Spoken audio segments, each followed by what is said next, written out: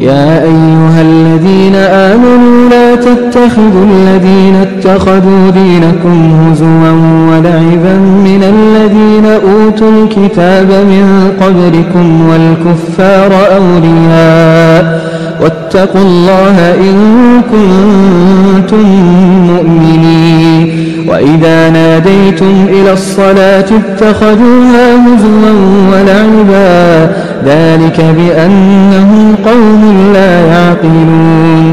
قل يا أهل الكتاب هل تنقمون منا إلا أن آمنا بالله وما أنزل إلينا وما أنزل من قبل وأن أكثركم فاسقون. قل هل أنبئكم بشر من ذلك مثوبة عند الله من لعنه الله وغضب عليه وجعل منهم القردة والخنازير وعبد الطاغوت أولئك شر مكانا وأضل عن سواء السبيل. وإذا جاءوكم قالوا آمنا وقد دخلوا بالكفر وهم قد خرجوا به والله أعلم بما كانوا يكتمون.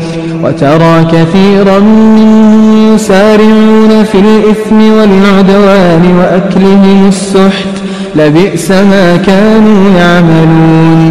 لولا ينهاهم الربانيون والأحبار عن قولهم الإثم وأكلهم السحت لبئس ما كانوا يصنعون. وقالت اليهود يد الله مغلولة غلت أيديهم ولعنوا بما قالوا بل يداه مبسوطتان ينفق كيف يشاء وليزيدن كثيرا منهم ما أنزل إليك من ربك طغيانا وكفرا وألقينا بينهم العداوة والبغضاء إلى يوم القيامة كلما أوقدوا نارا للحرب أطفأها الله ويسعون في الأرض فسادا والله لا يحب المفسدين. ولو أن أهل الكتاب آمنوا واتقوا لكفرنا عنهم سيئاتهم ولأدخلناهم جنات النعيم.